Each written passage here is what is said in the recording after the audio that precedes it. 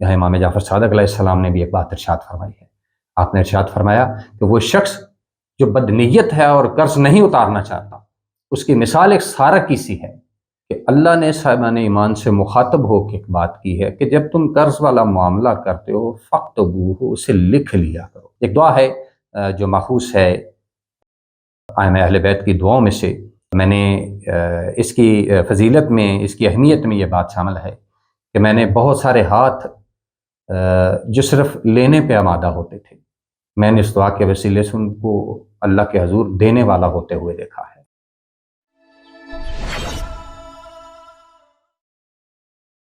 بسم اللہ الرحمن الرحیم.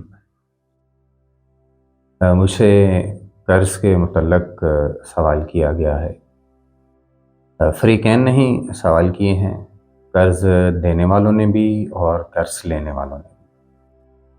قرض دینے والوں نے اپنی پریشانیوں کا اظہار کیا ہے اور جنہوں نے قرض ادا کرنا ہے انہوں نے اپنی پریشانیوں کا اظہار کیا ہے. دونوں نے چاہا ہے کہ جی ہمارے لیے کھلا ہے، عمل اختیار کر دیں. جو قرض کی ادائیگی والے ہیں انہوں نے بلکہ یہ بھی کہا کہ ہمیں کوئی دعا ودیت کر دیں کہ ہمارے لیے آسانی پیدا ہو جائے. تو میری اس گفتگو میں میرے مخاطب دونوں ہیں اور امید کرتا ہوں کہ میری اس گفتگو سے دونوں استفادہ کریں گے. میری ایک بات یاد رکھیں دوست، ہماری زندگی میں جب ہم اللہ اور اس کے رسول کے معاملات سے انہیں پس پشت ڈالتے ہوئے، ان سے اعراض کرتے ہوئے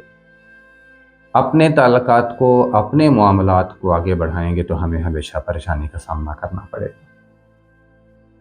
جب ایک بات واضح طور پر اللہ بادشاہ جی نے قرآن مجید میں سورہ بقرہ کی 282 نمبر میں ایک بات ارشاد فرما دی ہے کہ یا ایھا الذین آمنوا اذا تدینتم بالدین الی اجل مسمی فاکتبوہ. اے صاحبان ایمان، جب تم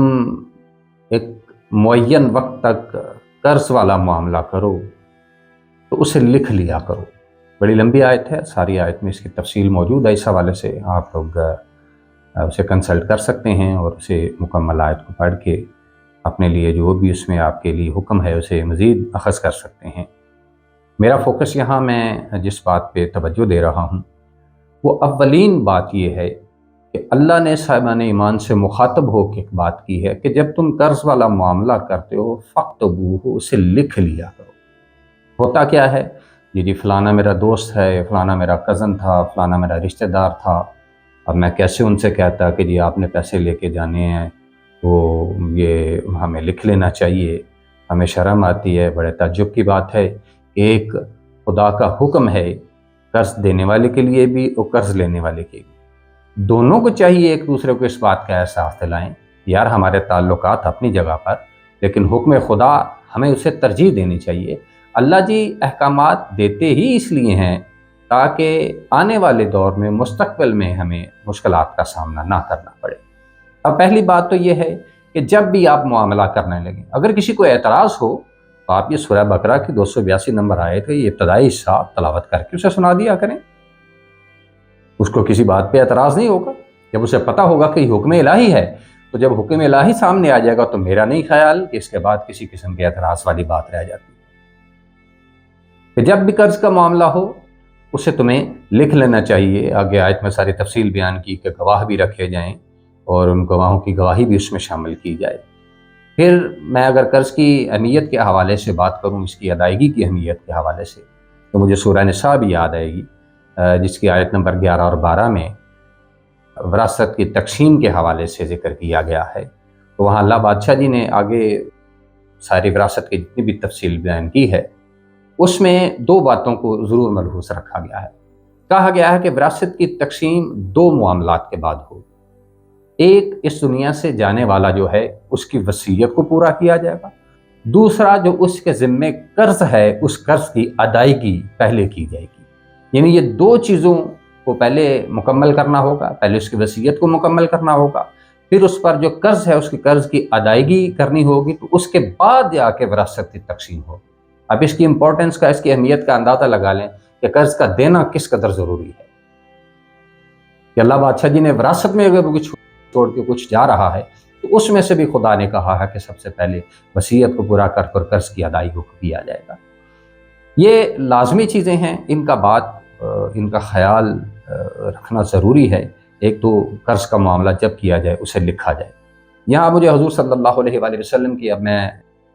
قرض کے حوالے سے ایک اور بات کروں، آپ کی ایک حدیث کا مفہوم میرے ذہن میں آ رہا ہے۔ آپ نے اپنی دعاؤں میں ایک جگہ حضور ختم مرتبہ علیہ تحیت نے ایک دعا حدیث کے طور پر منقول ہے آپ کی دعاؤں میں، کہ آپ عذاب قبر سے پناہ چاہتے ہیں، کہتے ہیں اے اللہ مجھے عذاب قبر سے پناہ دے، اے اللہ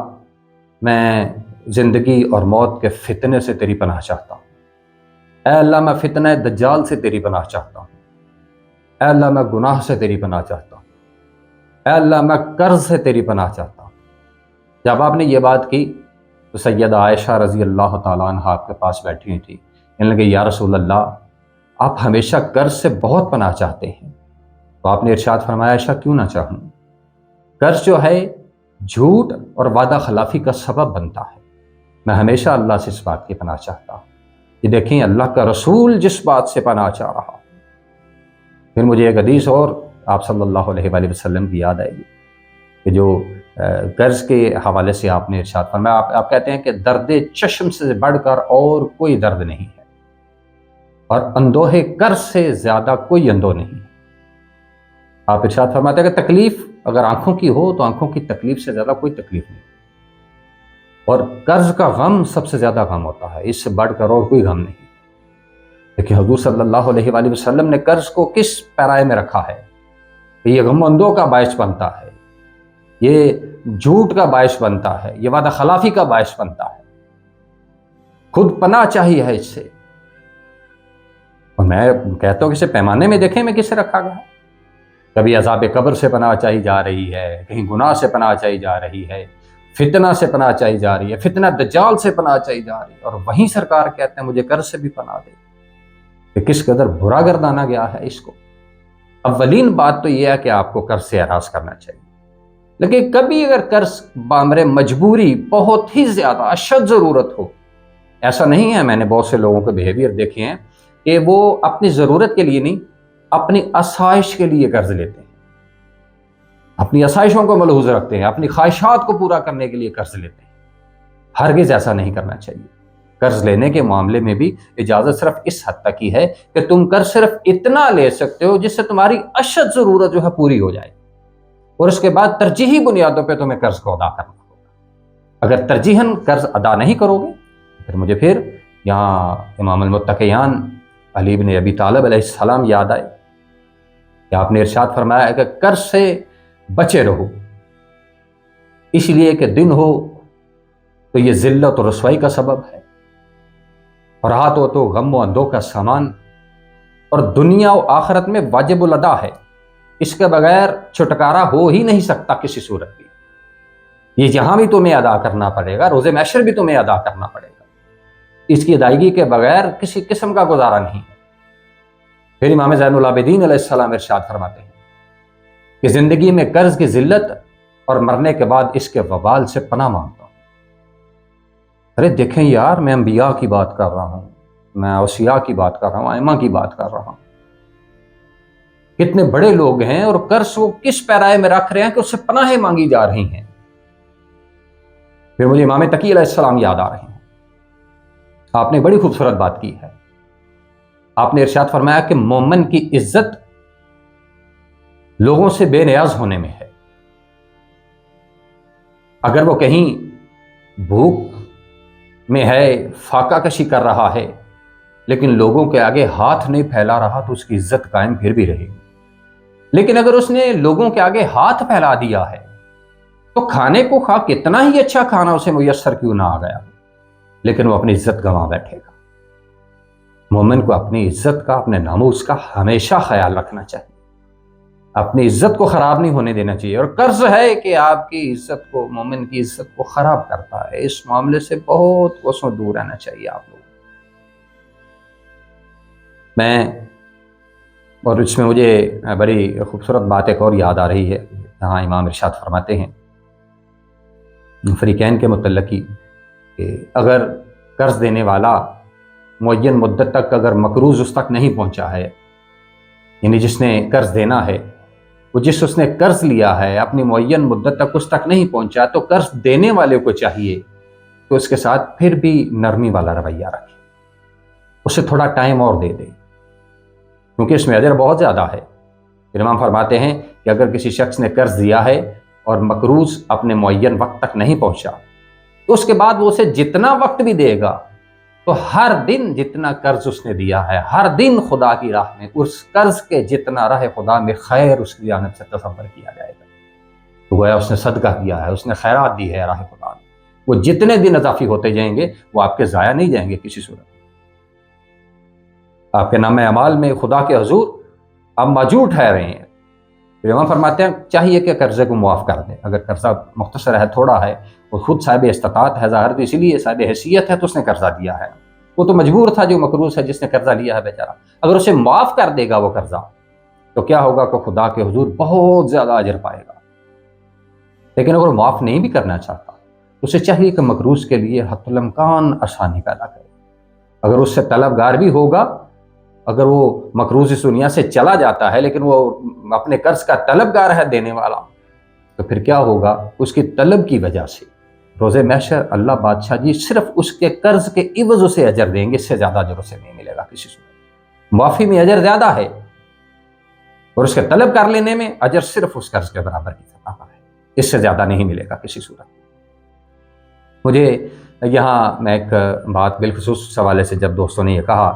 انہیں قرض کی ادائیگی کے حوالے سے کہ کوئی دعا بھی ودیت کی جائے، یہاں امام فرماتے ہیں ایک اور مجھے امام کا قول یاد آ گیا کہ اگر کوئی شخص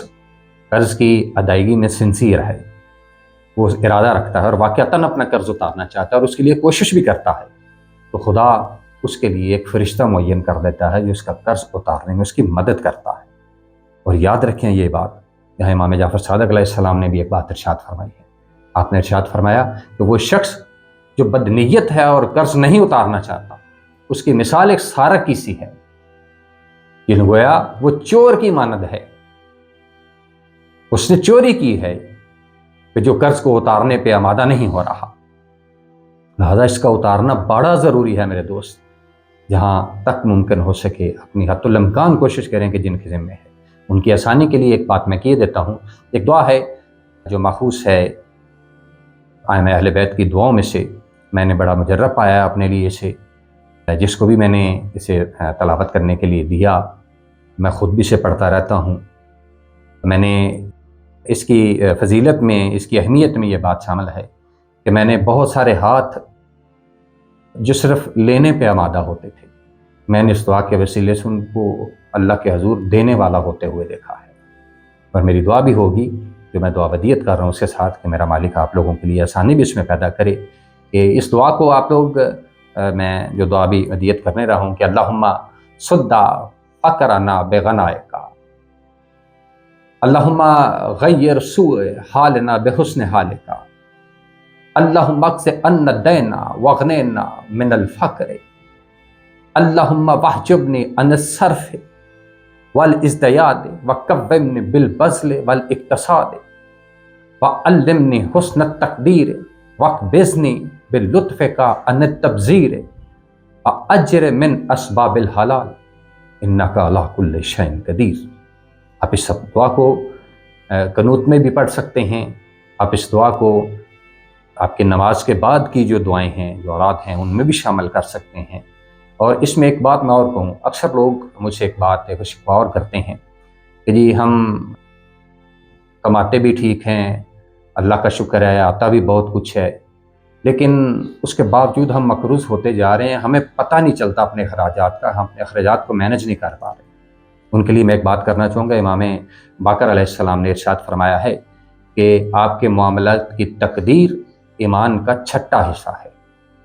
جب کہ آپ کے پاس بیٹھے آپ کے پیار کرنے والوں نے پوچھا مولا یہ معاملات کی تقدیر کیا ہے، آپ نے ارشاد فرمایا اپنی انکم اور اپنے اخراجات کا خیال رکھیں، کوشش کیا کریں کہ انہیں بھی ضبط تحریر میں لے کے آئیں، انہیں بھی آپ لکھ لیا کریں آپ کے پاس آیا کیا ہے، آپ کے پاس گیا کیا ہے۔ اس سے جہاں اسراف بے جا ہو رہا ہے، جو حد سے زیادہ جو آپ استعمال کر رہے ہیں، جو تجاوز کر رہے ہیں اپنے اخراجات کو، تو آپ اس سے اعراض کر سکیں گے، آپ اس سے محفوظ رہ سکیں گے، وگرنہ ویسے کھلے آدمی پہ پتہ ہی نہیں چلتا آپ لوگ کدھر کدھر آپ نے اخراجات کر دیں، آپ اپنے معاملات کو بہتر نہیں کر سکتے۔ وہ افراد جو یہ شکوہ کرتے ہیں کہ جی ہمیں اپنے معاملات کو سنوارنا نہیں آ رہا یا ہمارے اخراجات ہم سے مینج نہیں ہو رہے، ان کے لیے بھی بڑی مجرب دعا ہے، انہیں بھی چاہیے کہ اپنی دعاؤں میں اس دعا کو شعار بنائیں۔ امید کرتا ہوں کہ میرے اس گفتگو سے آپ لوگ بھرپور استفادہ کریں گے۔ میری دعا ہے کہ میرا کریم رب ہر مومن کی، ہر مسلمان کی عزت نفس، اس کا ناموس اور اس وقار کو ہمیشہ محفوظ و قائم رکھے۔ اللہ ملک آپ کا حامی ناصر ہے۔